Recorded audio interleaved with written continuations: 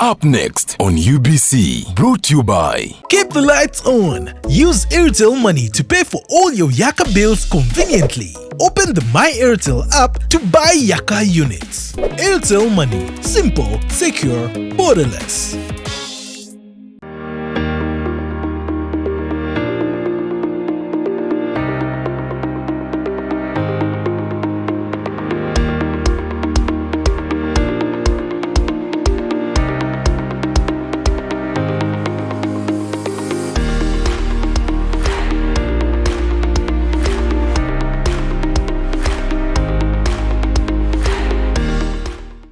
And good evening.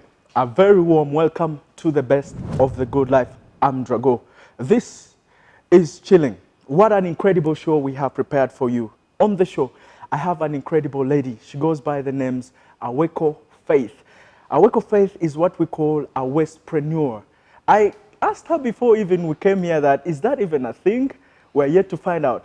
This lady is doing fascinating things. She is doing what we call transforming waste or garbage into something very productive, into backpacks, handbags, to mention but a few. Now, there is this incredible phrase that goes in life.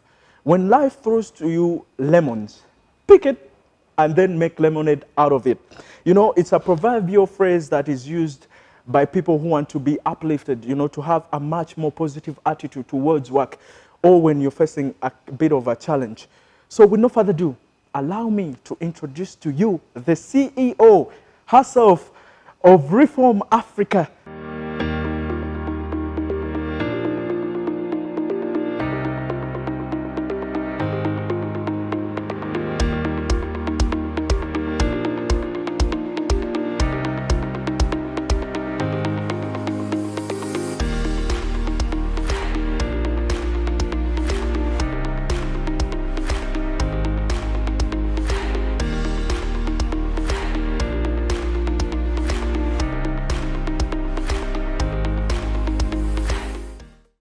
Welcome to the show. Thank you so much. Faith, it's an honor to have you. Thank you. You do such a great service to our country.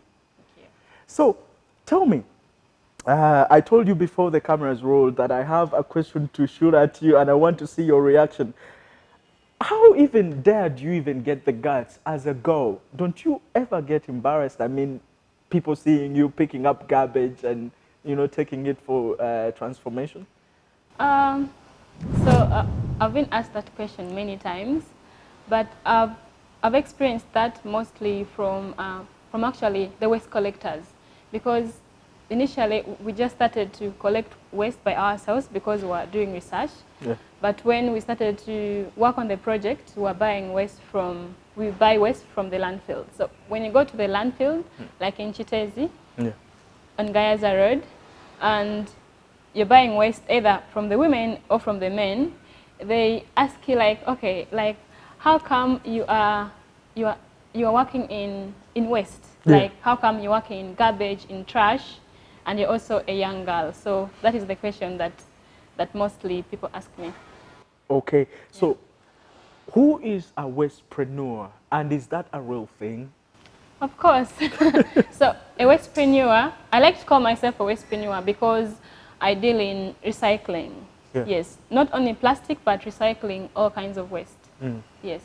Okay, so I want to find out, where did the passion actually originate from? Because drawing a correlation between where, you know, where you grew up from, you know, I did some simple research about you. It was a bit of a slum setting, you know.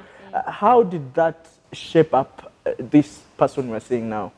Okay, so I grew up from Naguru Go Down. That's one of the slum areas in Kampala. And like, there's really poor waste management even up to now. Yeah. At the slum. And growing up, most of the time when it's raining is when actually most people think of disposing of waste.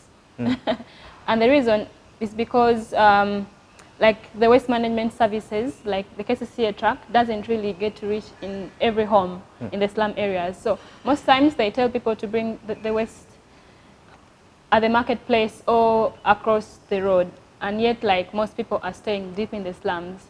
So So, and also how we really dispose of our waste, we mix both organic and inorganic. So it becomes heavy to carry it to the roadside or to the marketplace where the truck is going to be. And the truck comes like maybe twice in a month. So we wait for the rainy season, and then when it rains, we dispose the waste in the trenches, thinking the rain is going to take it away. But not knowing this waste we are disposing has plastic, has organic waste all mixed together, and the plastic bags blocks the trenches. So most times there was flooding. So I thought maybe, you know, the flooding was because we are staying in the slums, and yes, and also with the poor drainage. But as I grew up, I got to realize it's because of the poor waste management. And also growing up, I was really passionate about recycling. Yeah. Yeah, I used to recycle. Back when I was still at campus, Yeah. I used to recycle and make recycled jewelry, recycled clothing. Yeah. But then I realized maybe I should push it into the next level. Yeah. To also look at recycling at not only making, you know, simple pieces, but to see that I changed the waste management in Uganda. So that's when in 2018, I embarked on the research to really read more about plastic waste management, because back at the university, I was studying economics and statistics. So that was a different other field. Yeah. So with research and reading mostly, I got to realize actually, like, we have quite a big number of plastic, Yeah. and also different types of plastic, and how each plastic affects the environment. Yes. Okay, because I was going to tell you this, that this is a fact. In Uganda right now, daily 600 tons are disposed. And you told me before she came, you know, guys, we always get a little bit of time to prep and talk and catch up. You told me that our recycling level is at 1%? Yes, actually less than 1%. Less than 1%? Doesn't Yes. that worry you? Of course it does, because also, yes, we are recycling less than 1%, Yeah. but also the other bigger problem is 51% of the 600 tons we are producing every day is not collected.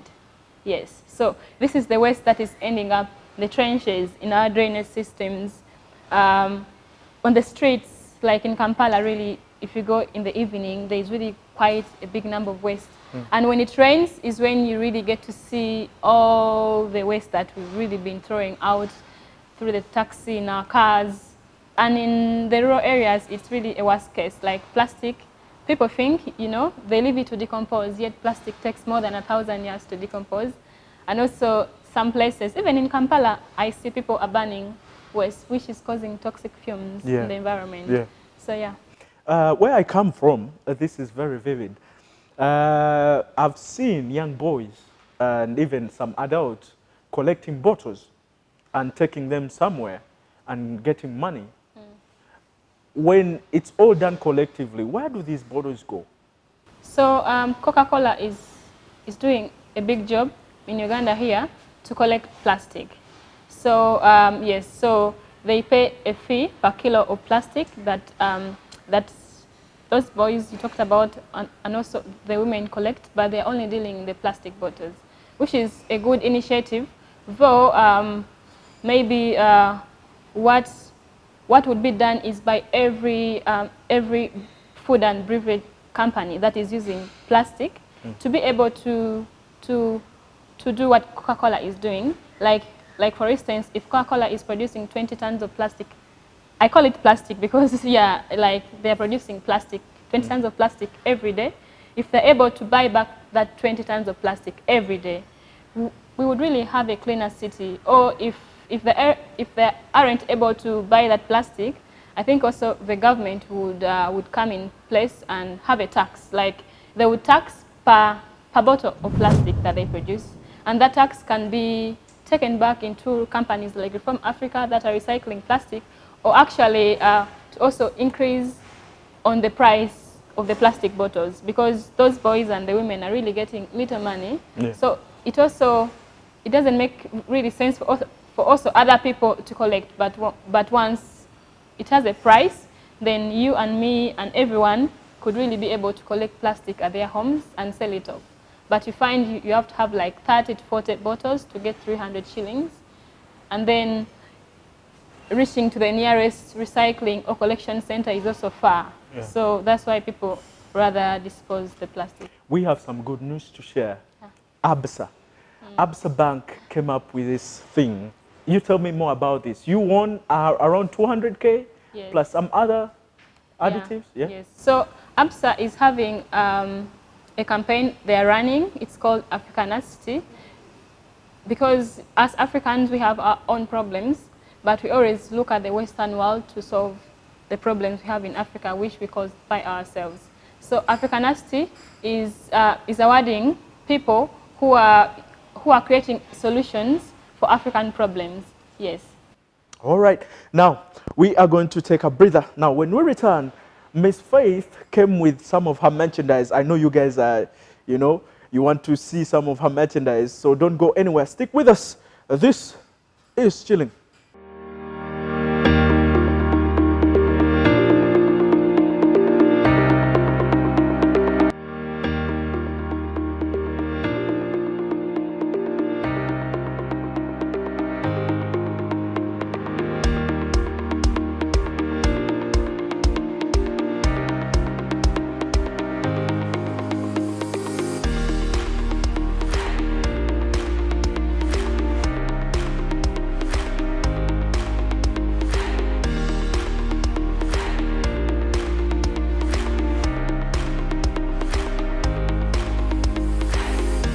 As world leaders are busy setting new agendas to fight climate change, Ms. Faith AWEKO with the team at Reform Africa are busy, earning from recycling, amazingly. And they come up with such products. This is a backpack, isn't it, Ms. Faith? Yes. And I see it's quite amazing. The color is, you got the colors right, and the texture is a bit thick. Pass me through the creative process of this. Okay, so Reform Africa is a social business that transforms Africa's wealth into wealth through repurposing plastic bags into bags and different other accessories. So we upcycle plastic polythene bags. We fuse them together into a sustainable material that we later on have it designed in different patterns. Every bag is unique in its way because once you own a Reform bag, you have ownership because you have your own design. Yeah. Yes. So we have a team of women who collect waste from the landfills, and then we buy from them, bring it over at our center in Mpigi. We sort, wash, and have it cleaned and dried, and then we fuse it together. We fuse about 15 plastic bags together to come up with a sustainable material. 15? Yes, 15 plastic bags together to come up with a sustainable material that we later on design and cut into patterns and have the bags made. Okay, let's talk about the kind of fashion. I mean, because you have emphasized that most of the bags here are custom made, right? Somebody chooses the kind of bag and how they want their bag to look like. Now, for example, let me show our audience this. This is, you're actually using this. It's stuff with your own things. I like it that you use your own products. So this is a handbag, a backpack, sorry, that can be used by students. Yes, yes. What else? What else? Have you ever tried to produce something smaller than that, than this? Yes. We have the small toiletry bags or makeup bag, and the school kids use them as swim bags because when they go for swimming, most times they're at school. Yeah. And yet they have to also go back at home. So previously their books get wet and their bags get wet, but our bags are actually waterproof. That's what I was going to say. They look waterproof. The swim costumes in the toiletry bag and then have it in their school bags. Their books are clean and dry. Yeah. So when it rains, you don't even have to worry. No, no. You just put it on and just walk through that rain. Yes, yes. Yeah. we actually sell most of our school bags to the rural kids because they get to walk distances like an hour or two going to school. And with our weather patterns in Uganda, you know, and yeah, like in the rainy seasons, most times the kids don't go to school. And actually kids in the rural areas don't even have where to put their books. Either they hold it in their hands or they have it in a plastic bag. And in the end of the day, the plastic bag is either torn or it's lost. So these school bags work perfectly for them during the rainy seasons because they still get to walk to school safely and come back at home again safely. Talking about supporting our own, boo-boo, you know, boo-boo. Yes. One would wonder, is this fit enough to go on the world market? These products, are they Yes. good enough? Yes. Because of the durability, it's also sustainable. So we actually started selling our bags last year in March is when we made like our first sales. So since then, we've really continuously been growing and selling, like the numbers have really been increasing, mostly in the schools, because the bags are durable, and parents were previously complaining, like every time they have to buy a new bag. But for this bag, the kids get to have it for a year and plus. Though, yeah, as you also know, kids, most times when they need a new bag, they just cut it with a scissor or with a razor blade. Yeah, but other than that, our bags are durable. Have you ever thought about maybe trying to do something into clothing? Something that to put on like a jacket? Or because this is a leather jacket, Yes. we could have a plastic jacket or Yes, something. yes. That is something we are looking into once we are ready to scale. Yes. Do you do this for the money or is something else that motivates you? So like basically waking up every day knowing that your business entirely depends on you and the community around. Because of course, like I'm one of the employees at From Africa, I earn a salary, I earn a decent salary. So yes, so being able to earn from what you do and also being able to impact the community is something amazing, yeah. So one would want to find out also that what is so unique about this job, what you do. You know, me, I would know that it's so fulfilling. First of all, it cleans up society. And secondly, you know, it creates a more happy world. You know, I would want to live in a world with less wastes. Should I say that? What makes your job so exciting, so unique, and tick? I think using plastic waste as a resource to make like the bags is the uniqueness of Reform Africa. So yeah. Okay. I like the way how you're replying my questions. You know, it's on point. It's bullet point. Pa, pa, pa, pa, pa. Yeah, but it's cool. So, being a CEO at such a tender age, you know, you're making phone calls. People are calling you. Business seems like it's working. It's going on well for you. I mean, is there any other future plan you have for this? Are you going to stick to this for quite some time? Uh, no, we actually hope to, because currently we are recycling only plastic bags, but we hope to scale up to also be able to recycle like the plastic bottles, uh, the broken buckets and broken cups, and different other kinds of plastic. So, so we are not only doing it as from Africa, but also having the community take part in different recycling initiatives, because we think still the solution still exists within us, within the community. Yeah, and we are able, because when you go to schools and we give students, apart from bags, what else do we think they can make out of plastic? You'll be surprised by the many innovations that the students have. So I really think when you open up Reform Africa, for the public to really come and learn about waste management and innovate solutions, then we are really able to scale reform like very fast and to also be able to have a clean and like a clean city. Yeah. So you don't actually work alone. No. There is one famous Mema, is it? And some other guys. These are all ladies. I mean, how has it been like working with these people? Do So, they have the same target as yours? Do you share the same goals? yes. So Reform Africa is founded by three ladies. Myself, AWEKO Faith. Uh, I grew up from the slum areas in Naburu, go down. And Rachel Mema, she's a refugee from DRC, but she was staying at Nashiva refugee camp. So also, we all share like the same vision because in DRC, there's really poor waste management, like plastic is littered It's worse than everywhere. ours. Yes, it's really worse. That is what she says. Plastic littered everywhere. And also in the refugee camp, it's also a worse case. So Nalima Shamim comes from one of the flooded areas, Waise.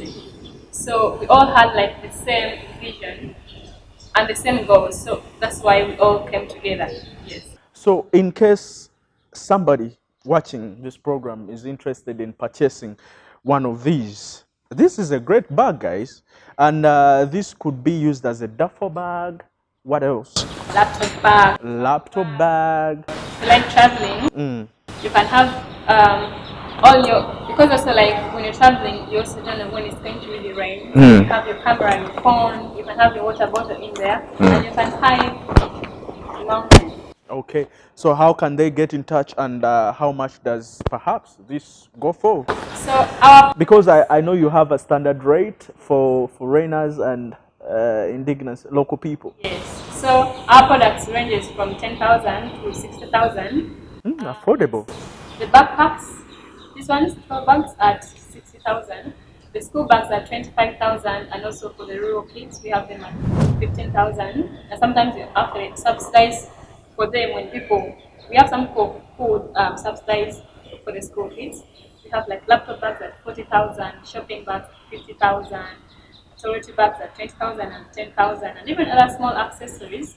So you can reach to us via our website www.reformafrica.org, or on our Facebook and Instagram at Reform Africa, or we have retailers here in Kampala. Motive is on Old Portobello Road. You can check out on their website and order for a Reform bag, or you can go to corner on Bokoto Street. They have our bags.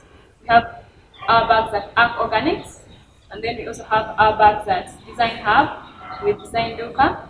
Then we also have our bags at Ujo, Nakasero, and then we're also going to have our bags in Gulu. But yes, so in the US we have our bags with Giving Joy, and also with Because International. Then in Israel we have our bags with Call Africa, and then we have two shops in Netherlands that you can also order for our bags. Wow. You know, I was blown away listening to how you're expanding this. Look at you. It's working for you, Aweko. Yes. Okay, cool.